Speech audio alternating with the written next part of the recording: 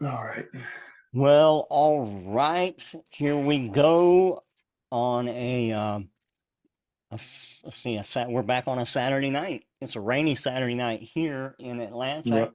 It's also a Miami rainy too. Saturday night down in Miami because that's why Yep. I didn't go to Miami to be there to record this one this weekend because it was going to rain for 3 days and I was not going to be stuck in a hotel while Ray was out doing whatever he needs to do and it be raining. Mudsliding.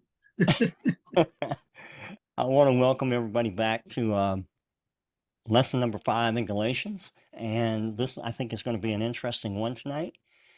Um, we for those of you that will watch the recording of it, we had a suggestion to hit this specific passage out of Galatians. This will be chapter 3, verse 10.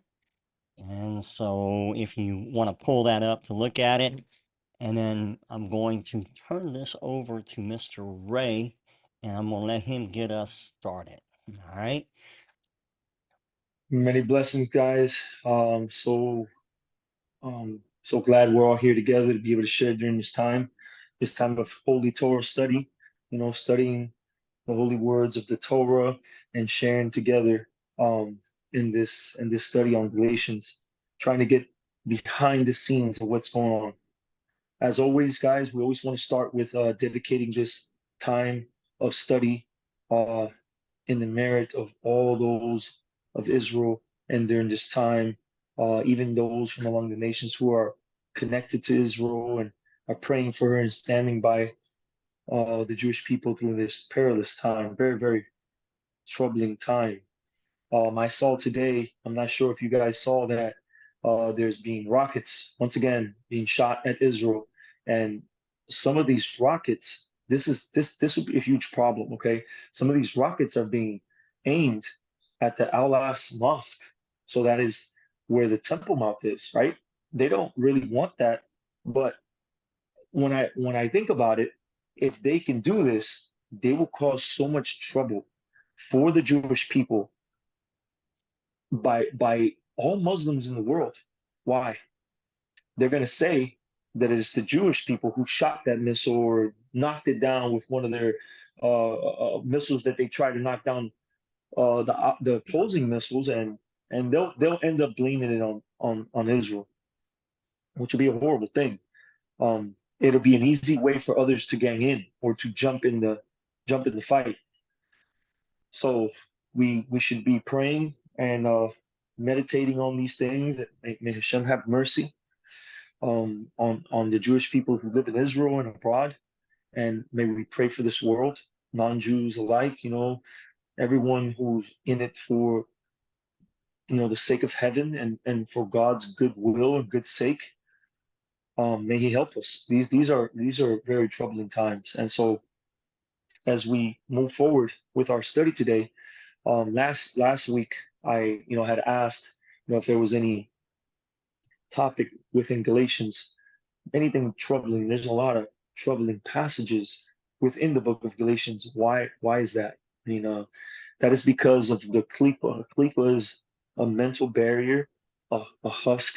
It is like the the peel of a fruit, and you can't get to the fruit without taking off the peel, right? And so it's literally a mental barrier. What is the mental barrier for the book of Galatians and the rest of the New Testament? It is the lens that it has been read through for 2,000 years now. It is very much when you read anything in the New Testament, there are a lot of glitch verses and passages that as soon as you read it, there is a theological understanding that is unconnected to the actual text, but it seems as if it is. So the theological outlook, the theological belief system, that when you read that, and what you'll see right away when we read these passages, what is usually thought, it's something that comes from the church, from Christianity, from a long time ago. Today and age is a little bit more difficult because even Christians have become very, very ignorant of the Bible in general, and even ignorant of Christian theology in particular. Um, so we are at times that the New Testament has never been translated on its own grounds. It's never been translated by someone who's not a Christian.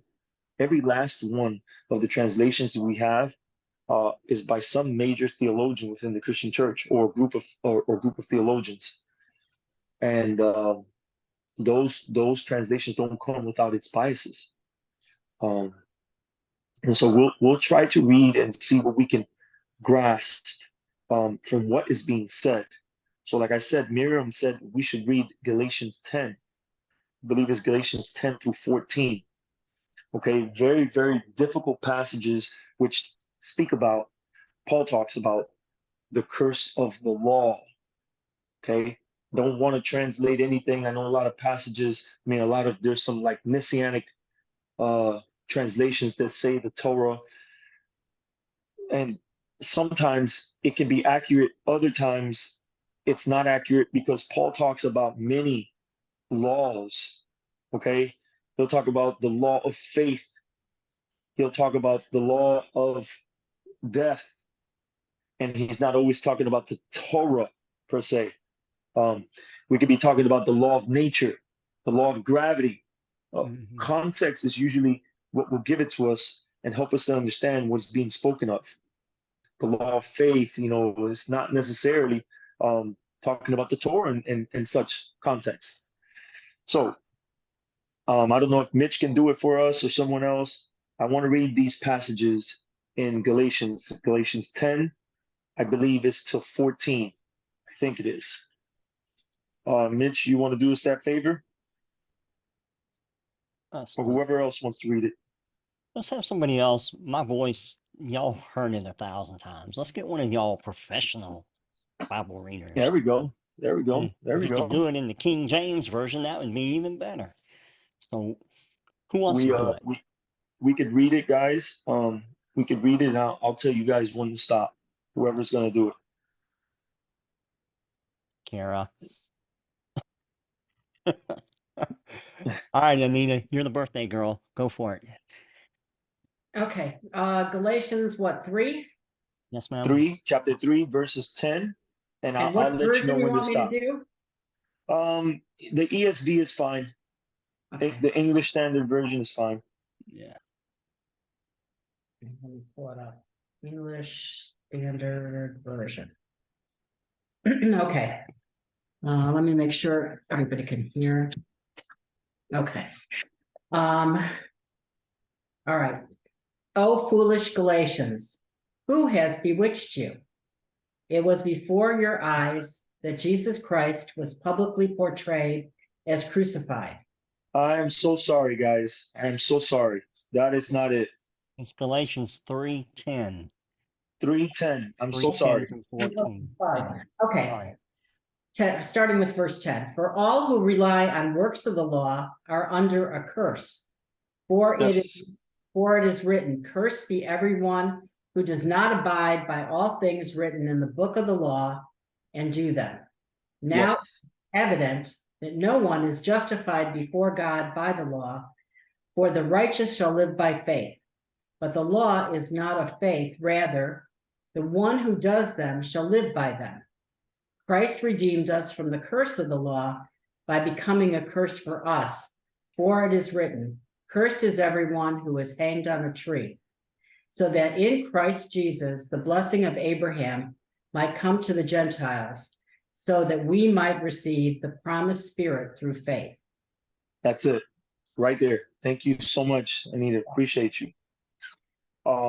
So you guys have more than likely, if you've had any connections to the church, to Christianity, if you've read this, the New Testament long enough, we kind of all have heard in the past the sentiments. Okay. Um, Curse is anyone. It says, for as many are of the works of the law are under the curse. For it is written, cursed is everyone that continueth not in all the things which are written in the book of the law to do them. So I remember just hearing all the time, cursed is anybody who keeps the Torah, in the commandments, and it doesn't matter which one. It doesn't matter.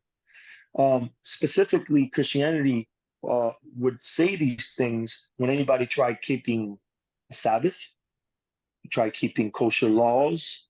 You try keeping one of the holy days. This is traditionally and historically where the argument will come about. All right. And but then again, um, there is some type of confusion because if you can ask any well-meaning Christian, do you obey your father and your mother, which is also part of the Torah? They'll say, yeah, yeah, that's okay, you know, you know, but if you but in the same covenant where exactly they said, you should obey your father and your mother is also you should keep the Sabbath holy. The big problem comes in is that Christians have been so, God forgive, we have just been so ignorant when it comes to who's in the covenant and who is not in that covenant. Okay. Everyone is not within the covenant on Mount Sinai. Okay, that's simple. All right. Everyone should know this. Non-Jews are not obligated to the covenant that was given on Mount Sinai to Moses and to the rest of the Hebrews, to all the Jewish people. Being not obligated and being obligated is a big thing. And it is a big thing of what Paul is talking about. When you read these passages in Galatians 3:10 and on, Paul is quoting from the Torah. He's quoting from a book in Deuteronomy. Okay? When he says, for as many hours of the works of the law are under a curse, for it is written where? It is written in Deuteronomy, I believe it's chapter 28. Cursed is everyone that does not continue, not in all the things which are written in the book of the law, to do them. Okay, in the Torah, in the covenant, it says that you shall do them. You shall do these works, these deeds, all of them. Okay, but there's a huge problem. Okay, we've talked about this in some of our other classes. The problem is that there's this group of people that are preaching. They're also believers, by the way. We talked about them, the influencers. Okay, this is what I think Mark Nano speak. He labels these people that they don't really have a name. I think in Galatians and elsewhere they'll be called like the group of the circumcision party. They'll call them the circumcision party. Okay, and it is believed from many scholars that these folks more than likely themselves converts. Okay, a Ger Tzedek, which is a righteous convert. They themselves could have been persuaded, maybe by, as we spoke in other classes, by the school of Shammai, that it was not enough for them to be righteous as non-Jews, even if they believed in Yeshua as the Messiah. Because even if you believe in Yeshua is the Messiah, you still have work to do. You still have life to live. And what are you going to be doing? You got to be obedient to God. Okay? So these non-Jews were persuaded by others who were speaking the same language. They were saying, hey, listen, this is what it says in Acts 15. It is not enough for you to just believe in the God of Israel and in his Messiah. You have to circumcise and keep the rest of the mitzvot. The mitzvot that they're more than likely pointing to are those sign commandments that single out a person as Jewish. Circumcision, number one. That is like key for someone being Jewish, okay? You say circumcised, that person's Jewish, okay? When we're talking about Bible. Sabbath, anyone who keeps Shabbat, you know that that person is 99% that person is Jewish. If he eats kosher, 99% of the time, that person is going to be Jewish. If he keeps the Jewish holy days, 99% of the times, that person is Jewish. These are, for the most part, those sign mitzvot. There are others like wrapping tefillin, or you have a mezuzah on your door. This does not, I am not saying, okay, that a righteous non-Jew who is so connected to Israel who also does these things on some level or another, that he's either, this is what the church teaches, that that person's under a curse or that he's not supposed to be doing that. Paul is also not talking about that Jews who keep the Torah, let's say they keep the Sabbath, they are circumcised and they keep the holy days, and then they obey their father and their mother, and they don't eat milk and meat and dairy together. It doesn't mean that these people are sinners. And it also doesn't mean, as the church so wrongfully teaches, that a person who's keeping Torah and fails at keeping some point of Torah, that he is lost. Because that same Christian has never read the Bible. He has never understood that within that same Torah, that covenant that God said, you shall keep, or else, when you read in Deuteronomy 28, God starts talking about, I have all these promises for you. The blessings, boom, he starts labeling them out. Moses starts labeling them out, all the blessings. If you do these things, your land will be, you'll have the land forever and it will be blessed, and you'll have rain, and you'll have, you'll have food to eat, and your homes will be blessed, and your children will, you'll have many children, all these different blessings. And then towards the end, we'll get there, we'll read it. Towards the end of Deuteronomy 18, he starts labeling all the curses. So Paul is not doing anything but reiterating what the Torah itself, what Moses himself has already said. What is the problem? Let's get back to the main problem. The main problem is that those who are already converted, and this is an educated guess by scholars, that this party of circumcision either is all converts or is a party of converts, and they want others, maybe because they were influenced by the school of Shammai, that non-Jews do not have a share in the world to come, meaning they are not saved. They cannot be saved unless they become Jewish. The school of Shammai did not believe that a non-Jew, no matter how righteous he was, could not make it. His righteousness was going to be proved if he went the whole way. And he went and got circumcised and immersed and came out the other end Jewish. Salvation, or the world to come, was only promised. This is a machlokas. A machlokas is a debate within the schools of Judaism, that only Israel, it is guaranteed a share in the world to come. You can read it in Pirkei Avos. I don't have it here with me right now, but every chapter of Pirkei Avos, Mishnah, where it talks about the sayings of the fathers, it starts like this. Anyone knows? All Israel has a share in the world to come. It says it just like that. And it's a pasuk. It's a passage in the Torah. They're quoting a passage of the Tanakh. When it says that, they're not ignorant. The Holy Sanhedrin, the great assembly of sages, they are not ignorant that some people within Israel do not make the cut on their own because they cut themselves off in fidelity to the covenant. They're not ignorant. Paul says this. He says, everyone who says that they're Israel is not literally part of Israel. They can fall off. Did we not see a company that was with Korach be cut off for unfaithfulness and rebellion? Okay, we have seen this. All right, so these converts, they were brought in with the idea that if they're Jewish, they are guaranteed a share in the world to come. But they never strove to serve Hashem for the sake of heaven. Okay, this is the idea of what Paul's saying. Okay, this is where he's coming from. Okay, so then they converted with this, and they're also trying to convert others with the same belief system.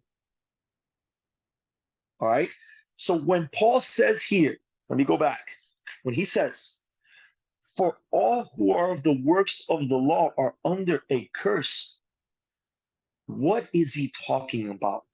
Is Paul saying, and I'll call on soteria, is Paul saying that anyone who does not steal, if he keeps the mitzvah of not committing theft or not committing murder, soteria, is he under a curse? Is this what Paul is saying?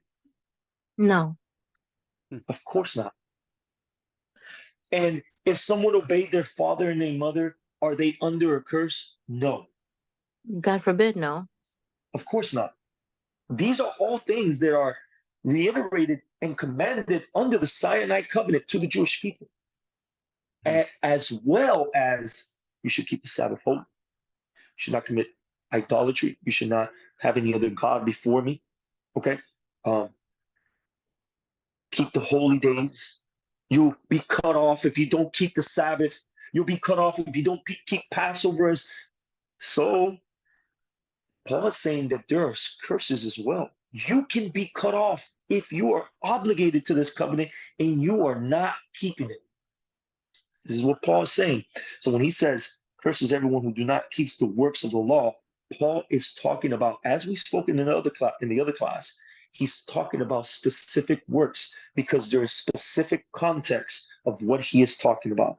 For all of those who have the idea and the belief system that these non-Jews are not good enough, though they may be righteous and keeping their obligations to God, they're connected to Israel. They believe in the one true God. They do not believe in idols. They only believe in the one God. They believe in his Messiah. They're not good enough. They have to rely on the works of the law. And which ones are the works of the law? Become circumcised. Keep Sabbath. Keep those things that outwardly show you that you are Jewish. Now, you're Jewish. These are the works of the law that Paul says those who believe in this way are under a curse. Because in another place, and I'm going to read it to you, Paul says this. He says this, he articulates this, okay, in his objection to this idea as he addressed the believers in Rome. In Romans 2, Paul addressed Gentiles who have already gone through the conversion ritual to become legally Jewish. They seem to be believing proselytes, not people from one of Paul's communities or the fruit of his gospel, but Gentile believers who have become proselytes, meaning they're no longer Gentiles, they are Jewish, either before or after coming to know Messiah. And this is what he says. Paul says like this in Romans 2:17-22. He says, if you call yourself a Jew and rely on the law and boast in God and know his will, listen to how he speaks, and you know God's will and approve what is excellent. So he's saying that the will of God, which is the Torah, you know it, and you know what is excellent. He's calling the Torah excellent because you are instructed from the law. Context is clear. Law here is clearly talking about the Torah. And if you are sure that you yourself are a guide to the blind because of what? Because you know the will of God, because you're instructed from the Torah, you believe that you yourself are a guide to the blind, a light to those who are in darkness, an instructor of the foolish, a teacher of children, having the law, the Torah, the embodiment of knowledge and truth. Listen to what Paul is saying. Listen to the words that he's using. You then, who teach others, do you not teach yourself? He's talking to these proselytes. He's talking to these converts. He says, you who teach others, do you not teach yourself? Meaning, do what you read, are you not internalizing it and putting it to practice? They're clearly, from the outside looking in, they're Jewish. He says, while you preach against stealing, do you steal? You who say that one must commit adultery, one must not commit adultery, do you commit adultery? End quote. That's what Paul is saying. He says, Paul warned the proselytes that being Jewish means nothing if one does not live according to the obligations of the Torah in its fullness. That's what he says. He says, anyone, Paul says in another place, and I can try to find it. He says, anyone who does not abide by all of the words of the covenant, just like it says in Deuteronomy, he is under a curse.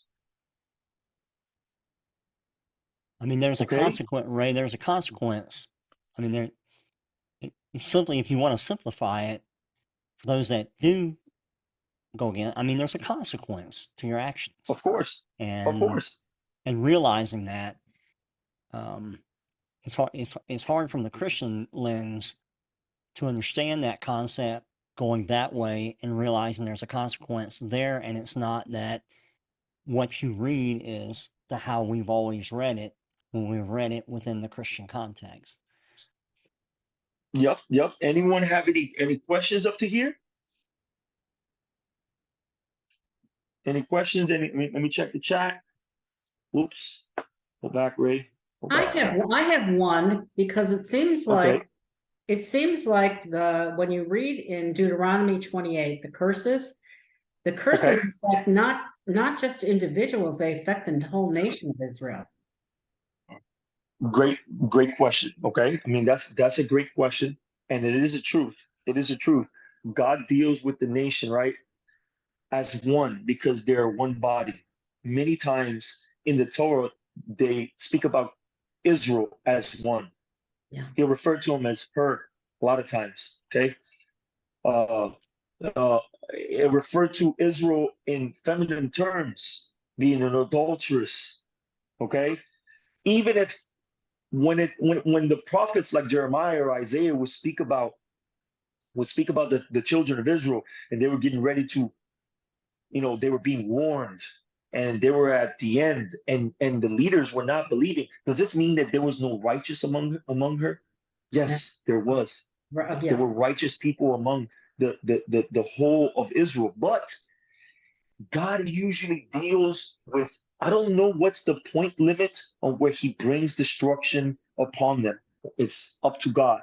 But I know that it has a lot to do with the leaders. When the leaders are corrupt, it is a big sure sign that the majority of the people of the layman is also corrupt. Okay? Numbers, I have no idea how that works, but it has a lot to do with the leaders. You could see that in Jeremiah. You could see that in Isaiah. And I had wrote down a passage here that has also come under the cloud of the klipa, the mental barrier that is there for Christians, that they'll even read passages in the Tanakh, in the Torah, and it's under this veil, this lens that they read it through, that it means something that it actually does not mean at all. What is this passage? I mean, there's plenty of passages, but one in particular that we've heard over and over and over again is in Isaiah 64, 5-6. Okay, and it says like this. I'm going to read a passage before because it was interesting for me to see it. It says like this. Isaiah says, the prophet says, he's speaking about God, you meet him, the person who joyfully works righteousness. Those who remember you, Isaiah is saying, those who remember God and your ways. Isaiah says that you meet him. You meet him in a place. You're attentive to his prayers. You're attentive to his deeds, right? But then he goes on and he says, Isaiah says, behold, you were angry and we sinned. Isaiah speaks about himself as if he's all connected to Israel, like he's all Israel. Okay, he says, you were angry and we sinned. Because it is collective. They're collective. There's a known passage among the sages that all Israel is one, and they're accountable to each other. They have to look over for the welfare of their brother. Okay, this is the beauty of the Jewish people. This is why they live in community. It's a lot. So he says, "Behold, you were angry and we sinned. In our sins, we have been a long time. And shall we be saved?" The prophet says. He says, we have all become like one who is unclean. And all of our righteous deeds are like a polluted garment. He has just said exactly what Paul is saying. But if you do not have context, if you've never read the entirety of the book of Isaiah, you're not going to know nothing of what he's talking about. So one can say, all of our righteous deeds, obeying your father and your mother, it's like a polluted garment. A garment is akin in rabbinic terminology to the garment that the Torah puts on a person when he does righteous deeds. The Torah covers him. Those deeds cover him. This is how you're able to go before God and are known by God. If you do not have these garments, which Yeshua, right? Yeshua of Nazareth, he talks in the same terms. He says like this in a parable. All the great rabbis would use parables. A mashal. He would say, he said a mashal, he said a parable, he said like this. There's going to be a great big wedding feast. You know, Israel's always like the bride, and God is the bridegroom, and he's going to meet them there. So this is all part of, rabbinic terminology and the way that they talk. And he says, if you do not have the white garments, you cannot get into the wedding feast. Make sure that your garments are white. I think it's Isaiah himself who speaks in these terms too. I mean, you heard it right here. It says, we have all become like one who is unclean, and all of our righteous deeds are like a polluted garment. Your garment is polluted. You cannot get into the wedding feast. This is the thoughts behind Yeshua's parable. We've already discussed that Isaiah, like Paul, is not talking about obeying your father and your mother. He wasn't talking about any good deeds, and there's so many of them. From the deeds that come in from the internality, like having integrity, it's part of a Torah, it's part of Torah, part of the covenant, walking in humility and stuff like that. These are all commandments, mitzvot of the inner man that it is a reality that one should not have the outside without the inside, okay? But one certainly should not have the inside. He should not have the outside and not have the inside. Okay? I mean, it would be working backwards. Definitely, you should keep the one and the other. Yeshua also taught the same. Okay? So, as we continue to go forth, so I mean, to answer your question, Anita, why does that happen? It's because Israel's one. And I don't know, I'm not sure what is the level point where he will just judge the whole nation, but we know from the prophets that there is like a limit. And when that limit is crossed, I think it has to do with the leadership. And I've heard the rabbis say the same thing. This is also what happened in Yeshua's day. When the leadership is corrupt, it is almost like a sure sign that a large majority of the people have become laxed, have lost their way. And God deals with the nation in that way. Okay. He also deals with individuals. Okay. No one, if let's say that the majority of the nation is living righteously, and there's just one person just off the derech, he's off the path. He's not going to judge the whole nation off that one person. God is just. He'll deal with that person. No one can get over on the perfect system of God. There's no such thing. Okay. So, and again, I wanted to make sure you guys understood that the works of the law is specific for Paul.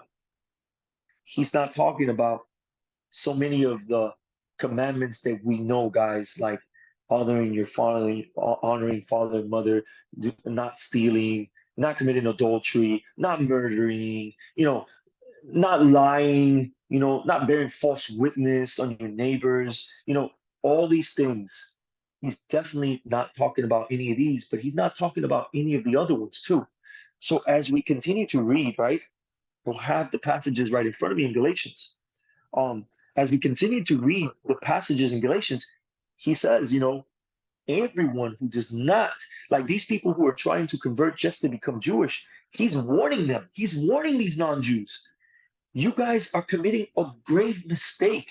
Are you not aware that anyone who is circumcised has to keep the whole Torah? Are you not aware of that?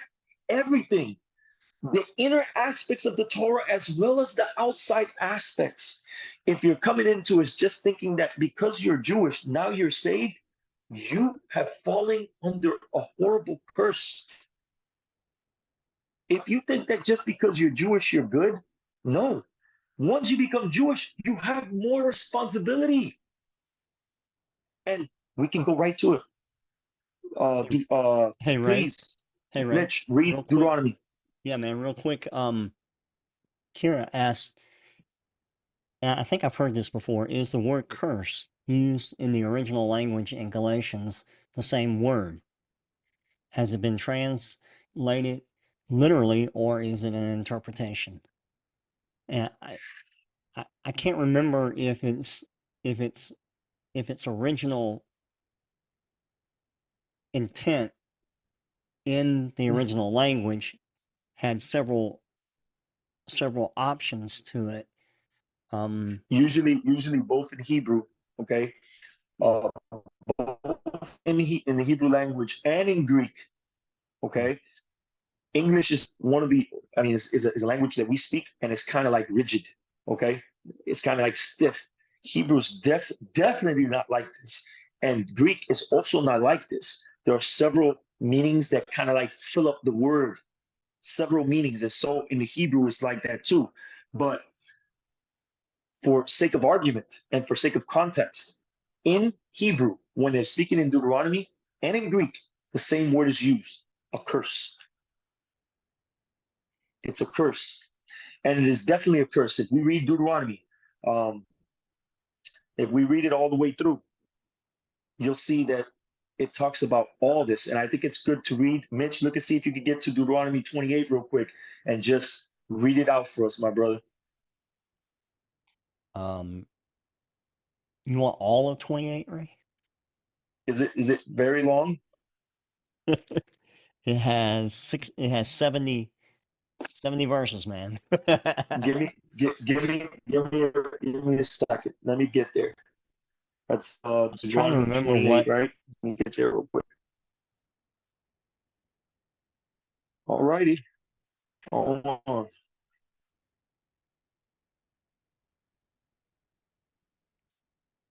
Here it is. I think the curses are until 45. They go up to 45. Yeah. So I saw how this was, okay? So I'm gonna start, guys, from verse 11, 28:11, okay? And I'll continue on a little bit. I just want you to hear some of it. So in the verses above, before 15 and on, he's talking about the blessings. Moses is talking about the blessings. And he says like this. Let me go even before that. Let me go to 7. It says, God will cause your enemies who rise up against you to be beaten before you. They will come out against you in one direction and flee from you in a panic in 7 directions. God will direct his blessings to be with you in your granaries and with everything to which you put your hand. He will bless you in the land which God, your God, has given you.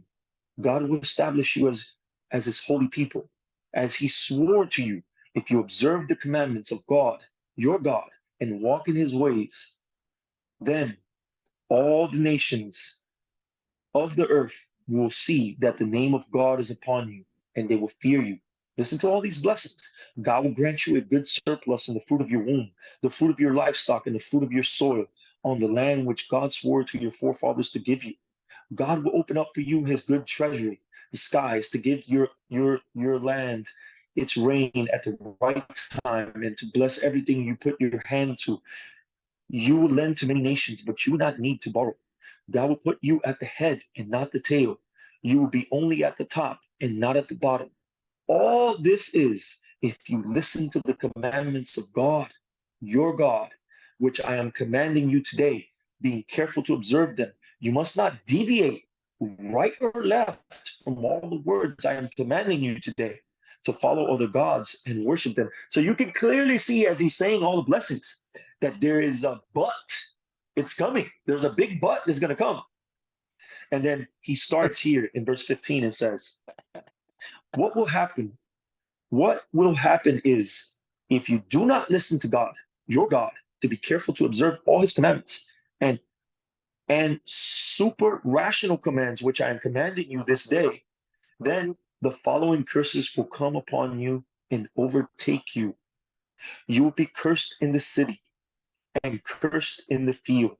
Your fruits and your dough will be cursed. The fruit of your womb, the fruit of your soil, and the fruit of your livestock, Those born from your cattle and the flock of your sheep will be cursed. You will be cursed when you arrive and cursed when you depart. God will send you shortages, confusion, and turmoil in everything you put your hand to until you are destroyed and quickly vanish because of your evil deeds and forsaking me. God will make a plague cleave to you until it has consumed you from upon the land of which you're coming to take possession. God would strike you with inflammation, illnesses, burning fevers, unquenchable thirst, with the sword of invading armies, and blasting and withering of the crops. And this will pursue you until you perish. And I can go on and on and on and on. And it continues. Verses, then it says like this. The last verses, he says, it says, your life will hang in suspense before you. You will be frightened night and day, and you will not be certain of your life. Things will constantly get worse. So in the morning, you will say, if only it were yesterday evening. And in the evening, you will say, if only it were this morning, because of the fear in your heart which you will experience, and because of all the things you will see. God will return you to Egypt in captivity in ships through the route about which I had said to you, you would never see it again. There you will offer yourselves for sale to your enemies as slaves and handmaids, but there will be no buyer. He says, these are the words of the covenant which God commanded Moses to make with the children of Israel in the land of Moab, besides the covenant of curses which he made with them in Horeb. All right. I mean, it's clear. These are not words of Paul, guys. What Paul says here, Paul didn't make nothing new here. Paul is reiterating things that he knew as a righteous Jew, as a Pharisee. He's a teacher of the Torah. He knew these things. What he's telling these Gentiles, those who are being influenced and those who already come in with the wrong ideas is, guys, if you're Jewish, all this means is that you have more responsibility. And there are blessings and there's sure enough curses. And these curses are real. If you come in with the idea that I'm good as long as I'm Jewish, it's like an in club. I'm good to go. All I have to do is be circumcised and outwardly show myself to be Jewish. This is the idea of what Paul was combating, without a doubt. He combats it in various places, in Galatians and in other books in Romans as well. I want to read something that kind of paints a picture of what's going on so you can have an understanding outside of Israel. I'm going to talk about the same thing, okay, but from within the church. All right? The church has similar ideas. We're going to talk about this doctrine of the influencers. It says like this, but why would Paul state the obvious? If he is just reiterating what the Torah has always said about the consequences for breaking the covenant, then what is the point? And it says, we have learned about a group of people influencing the Galatians God-fearers. The influencers have a theological assumption that only those who are legally Jewish, Israel proper, have standing in the kingdom of heaven and a guaranteed share in the world to come. Nevertheless, they are believers. More than that, they themselves are probably Gentile converts to Judaism who have taken on the so-called works of the law. Not all, just those sign commandments that we've been talking about. They have gone under the law and have become Jewish. The influencers, as is understood, were themselves believing proselytes, converts, and they pressure the believing God-fearing Gentiles to also become converts. They did not teach salvation through faith, neither did they teach salvation by works. They taught salvation by Jewish status, a status which they attained by going through circumcision and taking on the commandments that identify a person as Jewish, i.e., the works of the law that Paul continuously makes reference to. This is not something I came up with. Great scholars whom I stand on their shoulders, and these people are amazing, like Mark Nanos, they're the ones who have taught the background to these books. It says like this, many parallels exist within the Christian world. This is what I wanted to show you guys. For example, traditionally within the Roman Catholic confession, salvation is imparted through the sacraments, primarily the sacraments of baptism and the Eucharist. And this is a fact for anyone who was Catholic. It doesn't matter if you're living righteously or not, but if you can be living righteously, but if you have not done the sacraments, you are not saved. I can read you the catechisms that say exactly this. This is why they baptize children when they're first born, whether they've made a decision or not.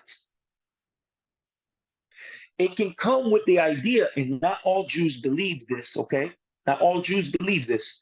It can come with the idea that if once I'm circumcised, I'm in the fold, I'm good to go, regardless of how I live my life. Not for Jews, not for Moses or the prophets. That's not what it was. Those who abide till the end will be saved. So it says like this. Through sacramental mechanism, a person attains recognized standing as a Christian in the Catholic confession. Without that, standing as a Christian within the Catholic confession, one has no assurance of the world to come. Similar theologies exist in other Christian confessions, where one sacrament or another grants eligibility for heaven and the resurrection. And evangelicism, espousal of the proper theological belief system, replaces the sacraments. And maybe you guys are more inclined and understand that type of talk. That's where I come from myself. If you have the right theological beliefs, A, B, C, and D, as the pastors tell us, right, and the statements of faith say, you're good to go. Check them off. You believe that salvation is through faith in Jesus Christ. You believe in the Holy Trinity, the Father, Son, and the Holy Ghost, that they're one. And if you don't believe in one of them, that they're all God, you don't have a share. You don't believe in Jesus' the virgin birth. You don't have a share, according to many Protestants. So we can kind of get a better idea of what's going on here with the Jewish people and with Paul's communities in this way. All right. As with every human association, religion inevitably becomes an institution. When it does, those within the institution often assume that membership in their particular institution is a prerequisite to salvation. We're not talking about any of these commandments in particular as some type of religiosity that is against the will of God. No, he commanded circumcision for Jews. He commanded Shabbat observance in its fullest for the Jewish nation. Or else, I have to say that, or else they are his holy nation. What does holy mean? Some type of special aura, like an angel with the little what was it called? What is it called? We saw it in we saw it in all the different artwork. You know, Halo? a halo, right? Holiness means set apart, to be set apart for the will of God. They are set apart for the will of God. Okay? So then it goes on. It says like this: the Christian fundamentalist does not anticipate encountering people from other denominations in heaven. In that mindset, doctrinal purity, the right confession, and the right set of beliefs defines a real Christian. Beyond achieving institutional membership, matters of obedience, personal devotion to God, commitment to his commands and directives, and so forth, are regarded as less consequential. Certainly not inconsequential, but of less consequence. And that is the main problem.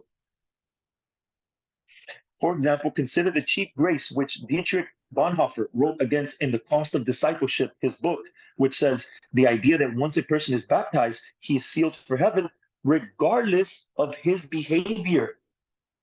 That's a problem. Huge problem. Hey, Ray. Yes, That's sir. a great point you brought up. And also, Kira brought up a great point, too, in the chat. She goes, and man, I have witnessed this, like, totally up front. Some churches don't believe you are saved unless you get baptized. Yep. Yep. Yep. Or unless you have the sign of the Holy Spirit, whatever that means. Well, If that's you a don't whole talk in, different, that's a whole nother level. you don't talk in Yeah. tongues, Right. you do not have the Holy Spirit, you can't get into heaven. Right. I remember all this stuff. For a long time, I thought speaking in tongues was the King James version. Never understand it, man. You know what? Some churches believe that if you're not of their denomination, um, Mhm. in my circumstance in a Greek Orthodox church, I was told that if my husband doesn't convert, then we both will be living in a sinful state. If Wow. if he doesn't convert and be a Greek Orthodox, you have to be a Greek Orthodox in order to go to heaven. That's what I was Wow. told by two or Soteria. three Wow. priests. Soteria, you came from a Greek Orthodox background? Yes. That's fascinating. I love the Greek Orthodox Yeah. tradition. Um, I have high regard for them. You know, even the Catholics, though they have some pretty wild, weird beliefs, they still believe in doing works. You know, they have tradition, and the Greek Orthodox is very much like that too. It's we come from Protestant. We dropped everything. We dropped all the good works. So we just believe in theology. But the older church, the mother church, they still believe in doing works, and they have the sacraments and all that good stuff, which is a lot closer to what the Torah uh, outlook is like. You know, it Yeah. is definitely erroneous in many places, without a doubt.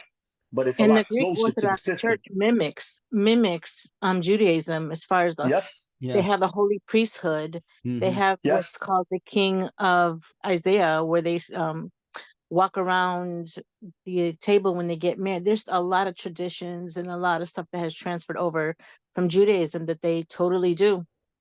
Without a doubt. Just think about it, guys. Think about the priesthood in Catholicism. They're Mm. called priests, okay? Mm. Because back in Israel's time, in the biblical times, the priests were the teachers of the Torah, of the will of God. So the priests in Catholicism share in the same path. And what do they have?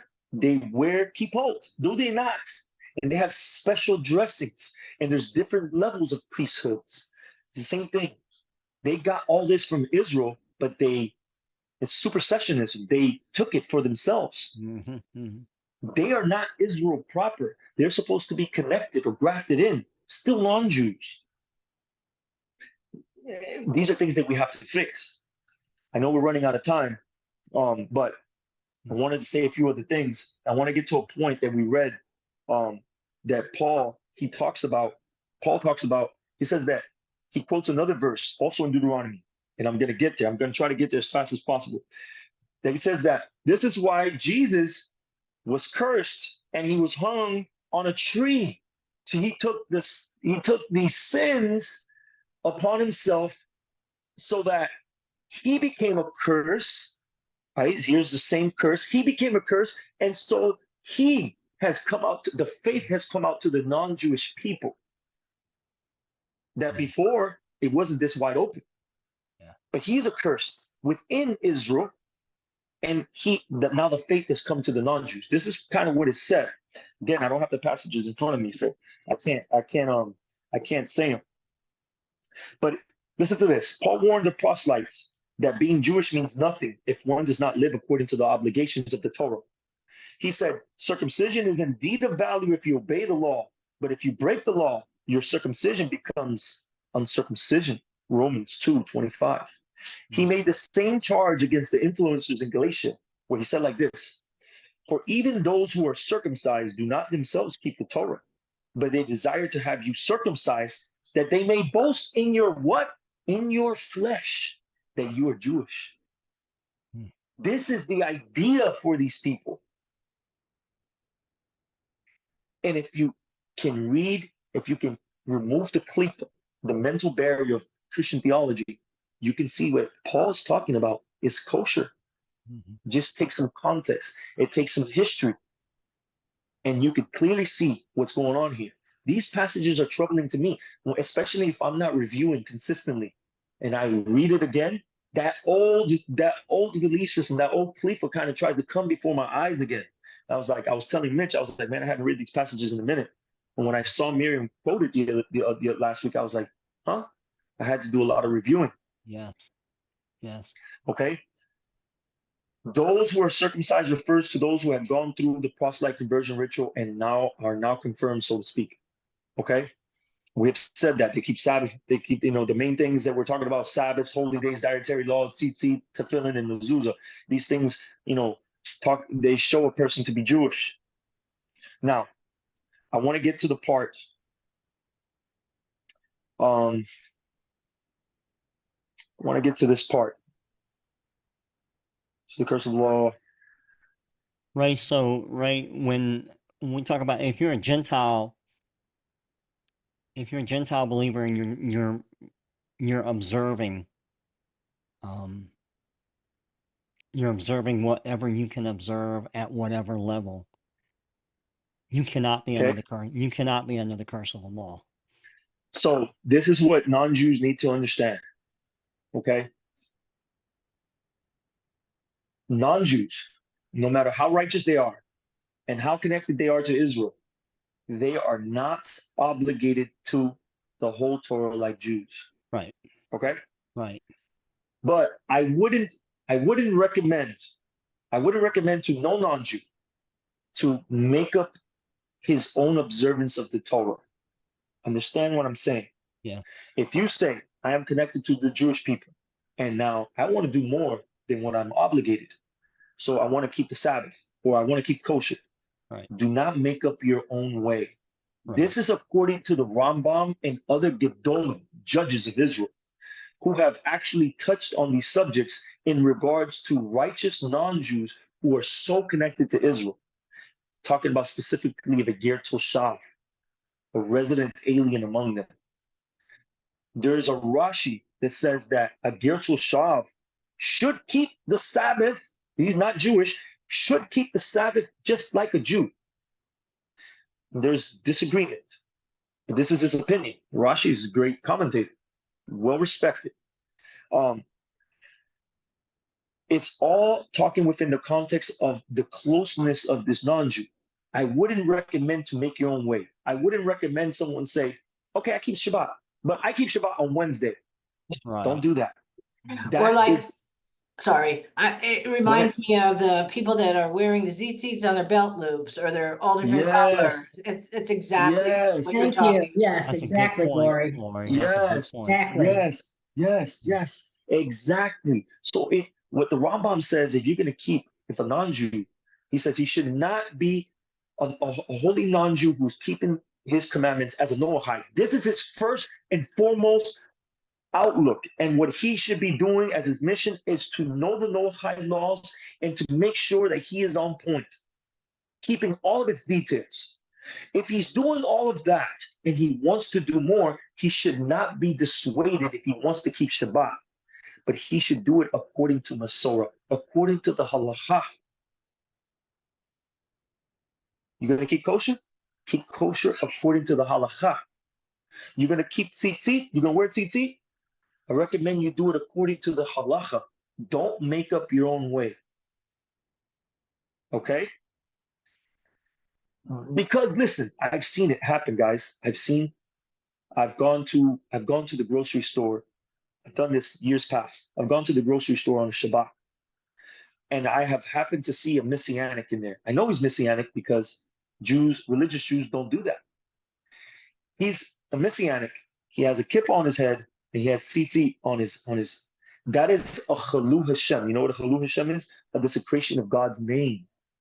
Because if there's anyone there, let's say that just so happens to be a secular Jew who knows about the tradition, was probably raised like this, but he got off the path. And he's also in the store. And he looks and he sees this. He doesn't know that this guy's a Gentile who probably means well, doesn't know he has a kind of screwed up theology. And he looks at him and he's wearing tzitzit and he has a kippah. He says, look at this religious Jew. He's just like me. He's a hypocrite. And he's at the store. I've seen this. It's a desecration of God's name. I've seen this happen. So my main objective, and when I tell non-Jews is, hey, listen, your Excuse me, obligations Lenny. as a yes, hit me. Can you please explain to people who don't know why that's a desecration of God's name? Yes. Okay. So because a religious Jew, as we have spoken in this segment, is obligated to keep his Shabbat holy. And there are 39 levels of melachos, of works that you cannot do on Sabbath. One of those things is you cannot buy or sell. Another one of those things is that you cannot travel outside of your kiruv community. Okay? You cannot have the store open for sale in the Jewish community. If Jews own stores, they're shut down Friday night to Saturday night. And they'll do it even hours before Shabbat on purpose.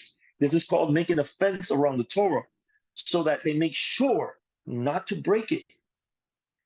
Keep the Sabbath day holy. Hashem said so. And so, if that were to happen, this Jew, this secular Jew who saw this messianic, he doesn't know he's Jewish. He's going to say the religious people are hypocrites. I at least do it and I don't hide it. I'm Jewish. I'm here. I'm doing it. They're hypocrites. He created a desecration of God's name in this Jewish guy's eyes. Or maybe he could be a non-Jew who's knowledgeable about Torah. And he says, look at this Jew. He's a hypocrite. He's supposed to be keeping the Torah. He's not keeping the Torah. That is called Chilul Hashem. You desecrate the Jewish people. Listen to me. They are the embodiment. I kid you not. They're the embodiment of God on earth. You want to see God? Look at the Jewish people. They are the image of God on earth. They are his agents. They are his priests unto the world. And so, just to close up, I want to read one more thing. Okay, we have to close up because Mitch has a couple things to do, and I've already gone over time. So very quickly, I want to read something to you that I think Miriam is going to be very interested of hearing, where it talks about Jesus becoming a curse because he's hung on a tree, right? Watch this. This is a passage by the Arizal. The Arizal was a Kabbalist, a mystical. He delves. He's the greatest Kabbalist that we know to this day. So the passage is in verse 21 of Deuteronomy. I'm sorry, chapter 21 of Deuteronomy, verse 22. It says, if a man commits a sin for which he is sentenced to death by stoning and is put to death, you should hang him on the gallows. And this is usually translated as a tree. It says, you should not leave his body on the gallows overnight, which they didn't do with Jesus anyways, right? They brought him down. Remember that. So listen to this. The Arizal says like this. The Arizal, Rabbi Yitzhak Luria, used the above verse to eulogize the Ramach, Rabbi Moshe Cordovero. He says like this. The passage literally, this means when a man has a sin for which he is sentenced to death and he is put to death. However, since the word sin can also mean deficiency, the Arizal rendered, he says, when a man is lacking any cause to be sentenced to death, then why is he put to death? The Arizal asked. This literally means you should hang him on the gallows. However, the term hang can also be translated as blame. Thus, the Arizal explained when a person devoid of sin, such as the great Rabbi the Ramach, passes away, you should blame it on, I think it's saying the Yetzer Hara, or the curse of the first sin, not on his own sins, which are lacking. The person who, this specific person who was hanged, he doesn't have any sins. He was killed because of the sin of the tree of knowledge of good and evil. So it says, you should blame it on the primordial sin, not on his own sins, which are lacking, but to the tree of knowledge, which caused death to be decreed upon the world. In other words, the passing of such a tzaddik, a saintly person, is devoid of any negative cause at all. In such a case, it is simply that God willed that death should occur in the world so that the righteous could enjoy the spiritual elevation that occurs when passing from one world to another. So you can see that Paul has a real weird interpretation, right? But it's found among other rabbis who do this all the time. They'll take a verse and they'll get to the root and create they'll find another illusion, another level of truth in it to speak, to teach Torah, to teach truth. And I just wanted to share that real quick. We got to close up. Any questions and stuff like that, we won't be able to get to them today, but I want to continue this in the chat. Once Mitch posts it on the comment section, if anyone has anything else to say, we can get to it there, and I'll make sure to get to all those questions. But we have to run today. My apologies. Ray, no, man, and mine too. Thank you guys. I hope that as you look back, maybe if you look back over this particular lesson and kind of dissect it a little bit more, that it opens up, especially those that have crossed the bridge recently, or because this was one, like Ray said, this was one of those verses that hadn't read it in a long time, but it used to be one that was extremely it was taught on a lot from the pulpits there. But thank you everybody again, and for coming in here, and for those of you that are watching us from a recording, you missed all of us singing happy birthday to Miss Anita because she's celebrating her 35th birthday today. So when you're in your home watching this, sing it for her, okay? You guys have a blessed evening, and hope to catch you back here on the next lesson. Sound good, Ray? Yes, Thank you. yes, sir. All right, thank Good you. night, y'all.